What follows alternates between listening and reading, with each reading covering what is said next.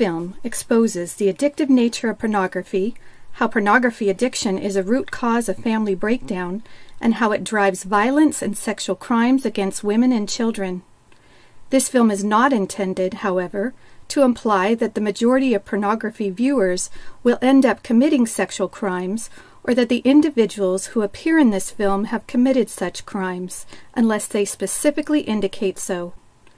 If you or a family member struggle with a pornography addiction, please know there is hope and that many have found healing and recovery through therapy and family support.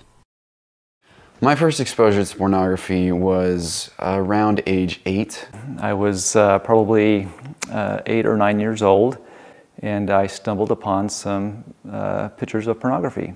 It was more after we were married that he discovered it, when we had it coming through our TV in a rapid, excessive, anytime, 24/7 hour rate. So my first experience with pornography was at my cousin's house, and it was on this gaming device with internet connection, and I don't think his parents even knew that it had internet connection. And so he was first exposed to pornography when he was 7 or 8 years old, he thinks.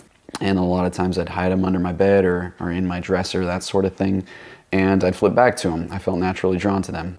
Go to the library and try to find books that were exciting, of sexual nature.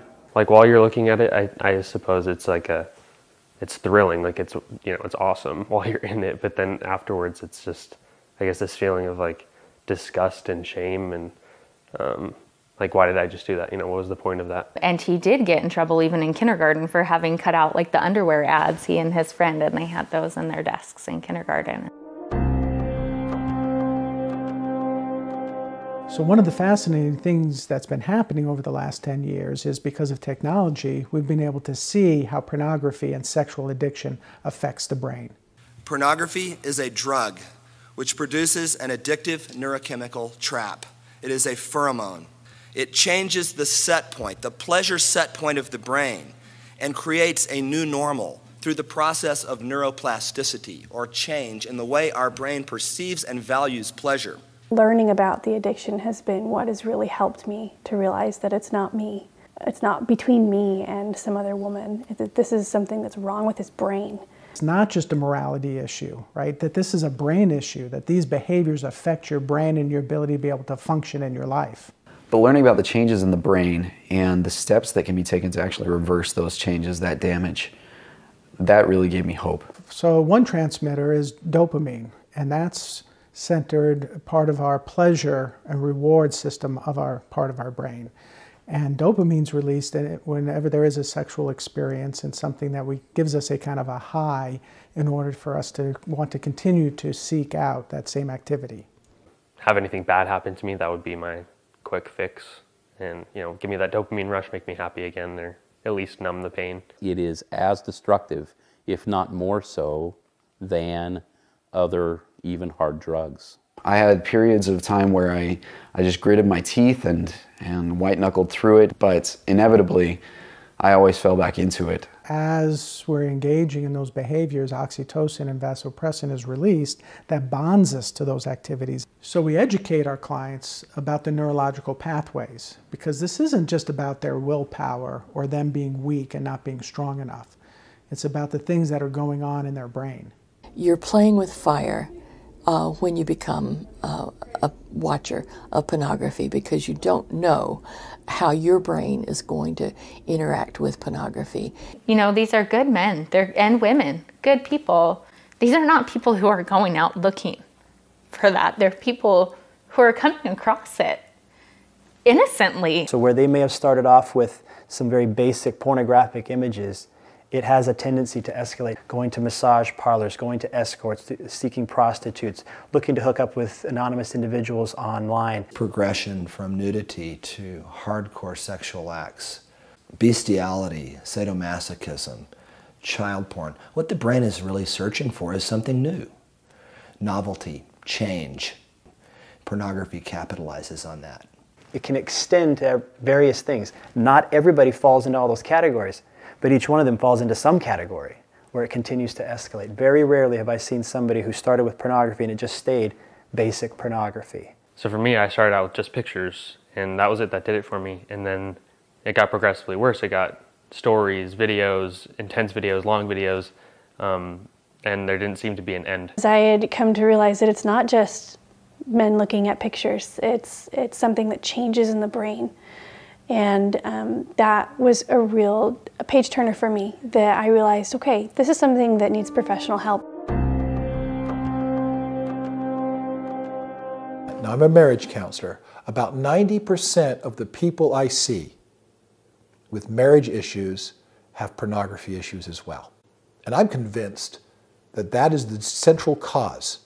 The isolation, the shame, the dishonesty, the lies, that's the central cause of marriage disharmony today. As I told her, I remember just shaking. I broke down into tears. I was so ashamed of myself. Do I divorce him? Do I keep married? We have a child coming.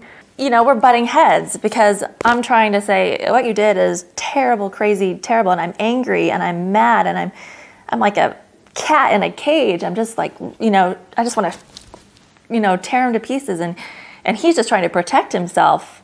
You know, he's getting found out and he has other deeper, uglier things that he's hiding still. And all of this time, all of this money, all of this effort that has been put towards a sexual addiction, you could be something incredible. When he would do that, I would know what was going on, but he would lie about it continually. And then you start to not trust yourself. And this is the destructive power of pornography, that it disrupts our primary relationships. Without pornography, if an individual is distressed, their instinct sends them to their loving relationships, to a spouse or to a friend. But with pornography addiction present, they go internal. They don't reach out, they reach in to themselves, to their own sexual behavior. His story was more of telling me, don't worry about it, every guy does it, every guy needs it, it's normal, it's healthy. I spent so much time trying to figure out what was truth and what was a lie, and I would look back at pictures and they would just make me sick because I thought, well, you were lying. And not only did I have to go get tested, he went and got tested when I was on the table, you know, gynecologist table, and we were going over what I could possibly have, you know, chlamydia, syphilis, herpes, and then she started talking about, we're going to test you for HIV, we're going to test you for AIDS. I don't think there was a time in my life when I've ever felt so defeated as a woman and a wife and a lover and a friend and a human being. So the problem is these men are viewing these images of women and have fantasies of these women that don't have any needs and are just there to fulfill their needs. And so when the real women in their lives have needs, they become angry and resentful about it. And Nicholas Tinbergen, who won the Nobel Prize in 1973, described a supernormal stimulus. He first started with birds. He painted bird eggs bigger and prettier than normal bird eggs and found that the birds would leave their own eggs and roost the plaster eggs because they were bigger and prettier. It was a higher, supranormal, over what they encountered in nature. Then he painted female butterflies' wings bigger and brighter than normal female butterflies, and these male butterflies actually mated or tried to with the paper female butterflies and ignored the real female butterflies. Nobody can compete with altered, fake, over-enhanced, and absolutely extreme pornography. You have this virtual attachment to these artificial humans. It's not reality, and I think that's the problem, is that the men get sucked into that and then they expect it, and then the women feel like that's what they need to be. And I don't want this dull, normal. I want exciting. I want new. I want enhanced. Dysfunction, erectile dysfunction results. Pornography is leading to sexual dysfunction. Psychology Today online had an article 2 years ago about something they called porn-induced sexual dysfunction. And what they said is it's a problem for guys in their 20s.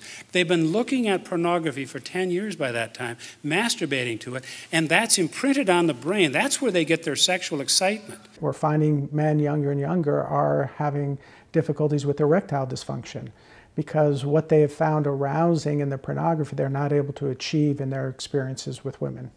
I went through the days, but I wasn't living. I looked at pornography every day in order to self-medicate. I would cut myself because I would so much rather feel physical pain than emotional pain. And my husband got to the point where he was so despondent.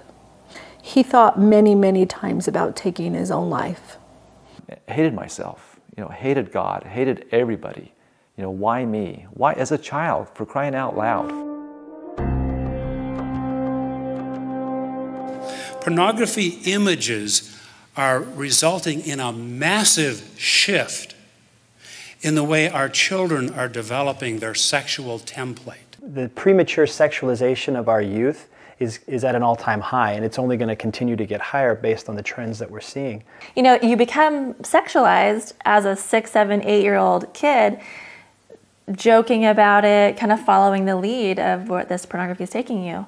Psychologists say that it's not like some casual observation that you see that flits on the mind and goes out.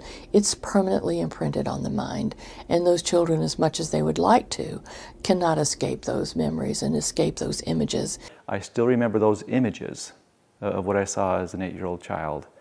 I can't remember what I did last week, but these things, they just stuck with me. But when they go to the internet with curiosity, they're not going to get healthy, good information about sexuality. What they're going to get is a vast array of pornography that doesn't educate them well about what sex really is, about what relationships really are.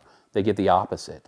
But children aren't in a capacity to make informed long-term decisions about that. Again, we're learning much more about the brain. Children's brains are very uniquely unadapted to that. Remember, their frontal lobes aren't formed, and they're going to be able to process that and understand all the nuances and implications of the behavior later. It's ridiculous. Now, if you can think of anything deviant and dark, somebody else already has and has created a forum online to post it, to publish it, to promote it, to expose it. So I'm aware that there are these comprehensive sexuality education programs that are emerging out there that are teaching children to explore, engage in sexual behaviors and activities that are pleasurable and whatever they want to do. That kind of early exposure for children is damaging to their development, to both their social and sexual development, that inhibits their ability to have healthy sexual, emotional relationships later on in life. When sexual freedom is the priority, when people are encouraged to begin sexual activity at an early age, to explore and to experiment with different partners, then sexual health suffers. It is a normal, natural response for your body to respond to another naked body that way. But it's just not the right time for someone so young. There's no stop valve. It's experience all the sex you want.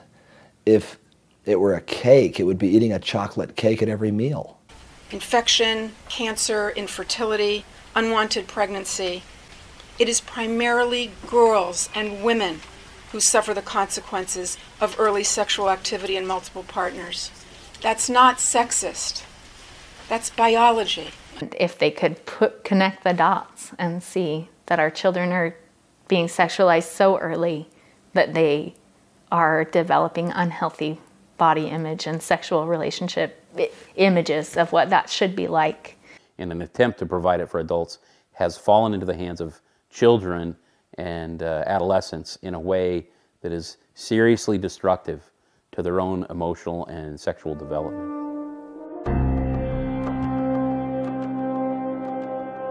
There's no question that pornography leads to the denigration and the demeaning of women. No question. Because the ideation is such that women are subservient. Their job is to only satisfy men either as a slave or as a sexual toy or as a prostitute. A lot of people today, particularly in the United States, think of pornography as nothing more than skin flicks. And they dismiss it as people being too uptight, prudish, and so forth. If they say anything against pornography, they have absolutely no comprehension of the degrading aspect of so much of today's pornography. 14-year-old boy goes on his phone, sexts different girls. His language was so obscene, so vulgar, calling them names that are inappropriate. Where did he get the ideation that this is all they are good for? It was pornography. And the objectification of women today, I think, is one of the major problems we face in cultures around the world. All these people that I was looking at, I was making them seem, you know, like sexual objects rather than people.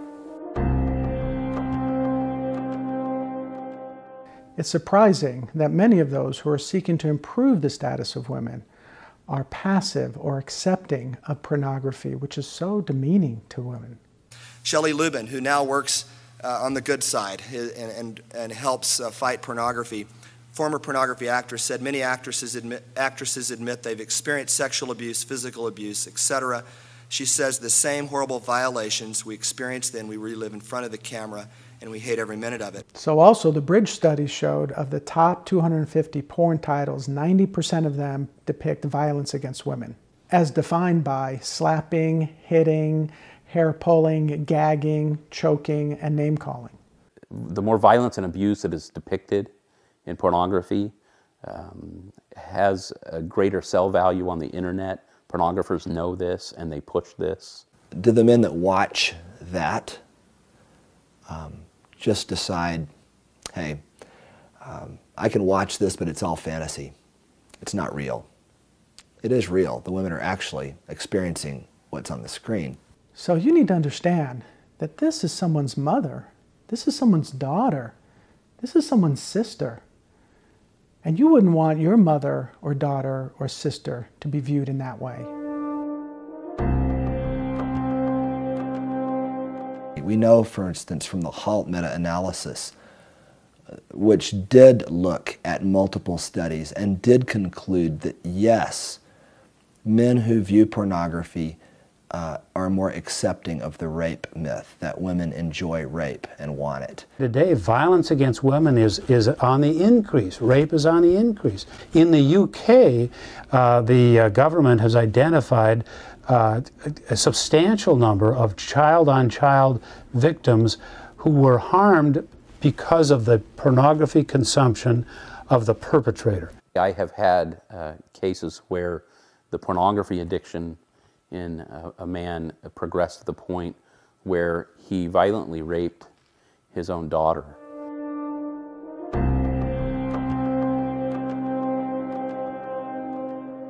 Most of the individuals that I work with, their desire and appetite for seeking somebody like a prostitute had its origins in their exposure to pornography. Victims of prostitution and violence and trafficking will tell you that the industry has gotten so much more difficult because the men are demanding much more violence than they ever did before.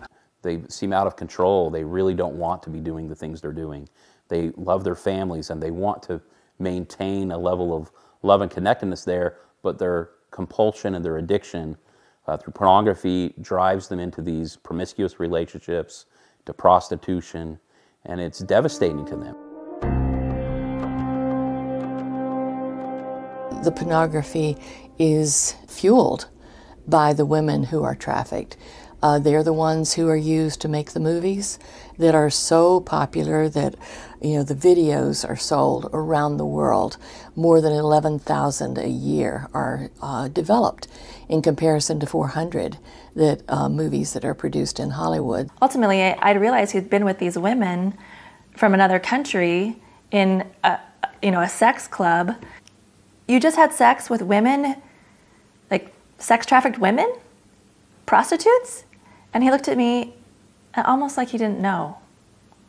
Almost like it didn't click in his head until I said that. And he thought, oh. Women are very vulnerable in undeveloped countries where the traffickers, the criminals come in and they say to the women, we can make you a movie star. And of course they start by saying you have to do this to get a foot in the door. They end up making the terrible porn movies and becoming prostitutes in a brothel somewhere, in a bar somewhere. Detailed stories that just are so painful when I think about the woman on the other side of what he had done. And, you know, now when we talk about it, I see the pain in his eyes. And any country in the world that legalizes prostitution has more sex trafficking. It creates a permissive attitude and an attitude of further disrespect for women. Lauren Bethel said, sexual trafficking is the exploitation of vulnerability. In other words, women who, if they could choose to do something else, they would. So pornography creates the demand for prostitution and trafficking, and that's so important to understand. I think sex trafficking isn't just a foreign problem, something that happens in another country, somewhere else. It was going on in my neighborhood down the street from me. I can point them out. I know what to look for. He was working with a pimp who had been imprisoned, and he said, "Tell me how you find the girls that you use for your movies." And the pimp said, "Oh, it's easy. I just go to the malls." And he said, "Most teenage girls and preteen girls will go with their friends. If I see a girl who's alone, I go up to her and I say, 'Hey, you've got beautiful eyes.'" He said, "If she looks at me and says thank you, I let her go on because I know that she's not vulnerable. But if she looks down at her shoes and says, 'No, I don't have pretty eyes,' he says, 'I know I've got her.'" It's impossible to be searching out adult pornography on the internet without finding child pornography. And people will say, "Oh no, I never look at child pornography." And I say, "Oh really?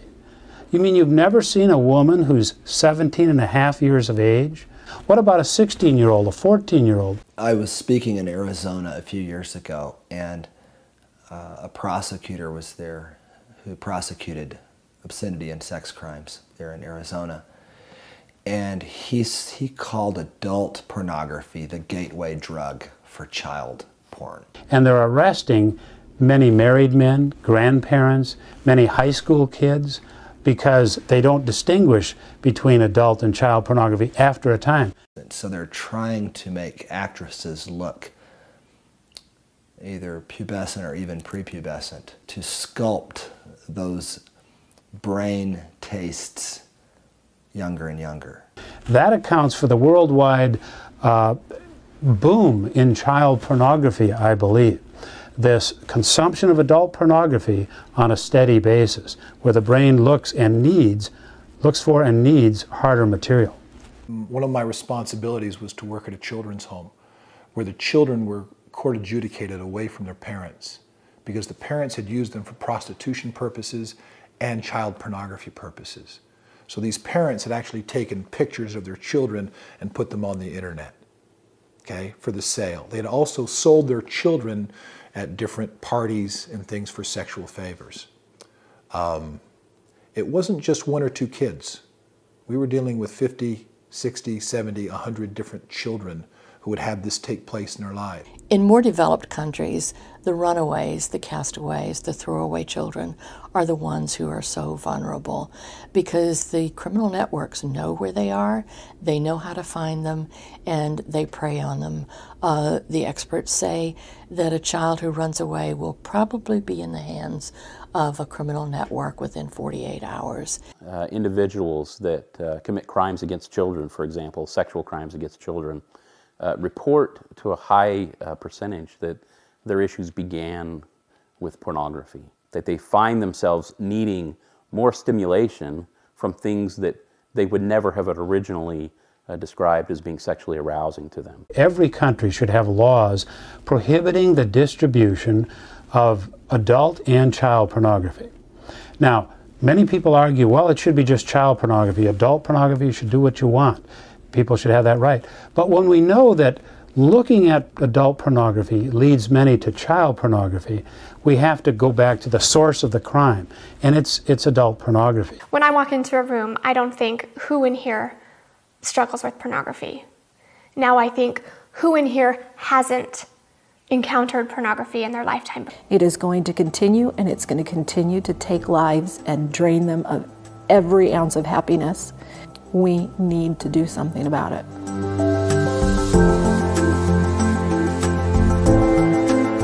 Knowledge is power. I firmly believe that, particularly with this addiction. The more people learn about the addiction, about the chemistry that happens in the brain during the addiction process and what an addict goes through, the more they will be able to be a support. I think it's so important for those that are struggling to always remember that there's not anything that's happened to you that you can't heal from. I finally see that there's a light at the end of the tunnel, and I know that there is for everyone. There's a great Elizabeth Kubler-Ross quote about beautiful people.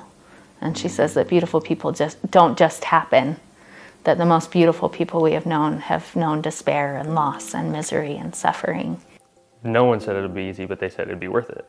And I can testify in my life that I've done intense amounts of work, but where I am now, there's no place I'd rather be. It's time for us to take very seriously what's happening in our cyber world, in our cyber universe.